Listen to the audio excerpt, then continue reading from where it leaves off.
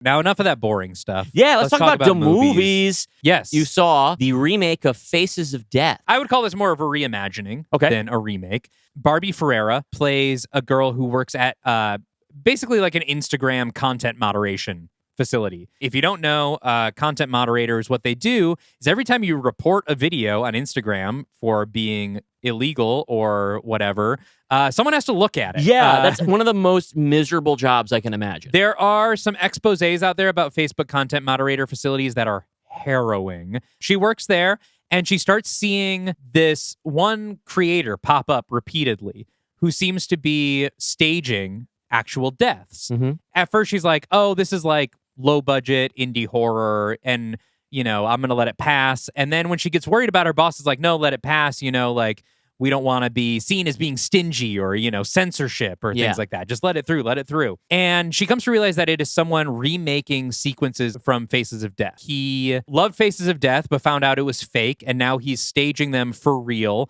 by kidnapping content creators and putting them in the Faces of Death scenarios and then uploading it for views. The movie is more a commentary on desensitization to violence and the way we experience these things through social media, the way you can see a beheading or, car crashes, Russian dash cam footage, you can see snuff films every time you open your phone if you want to. Yeah. That is a tricky thing to make a movie about. Mm-hmm. And to this movie's credit, I think it nails it. Okay. I think making anything about phone bad is such a hard line to walk because it's going to feel dated before it even comes out, or it's going to look like false, like someone who doesn't.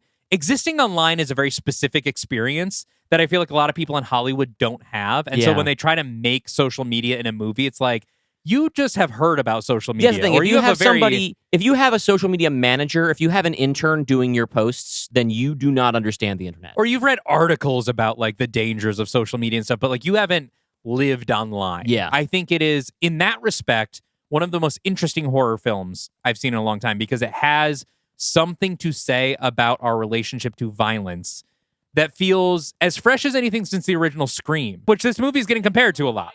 Unfortunately, I think it flubs the horror aspect. I think anytime it enters a slasher sequence, I wish Wes Craven was alive to have directed this, because when it goes into, it just doesn't have the juice. It doesn't have the visual juice to really scare you. The horror side of it is just kind of a letdown. There is a generational horror movie just right under the surface of this one, trying to get out. And there's just not, they just didn't have the deft hand to make it happen.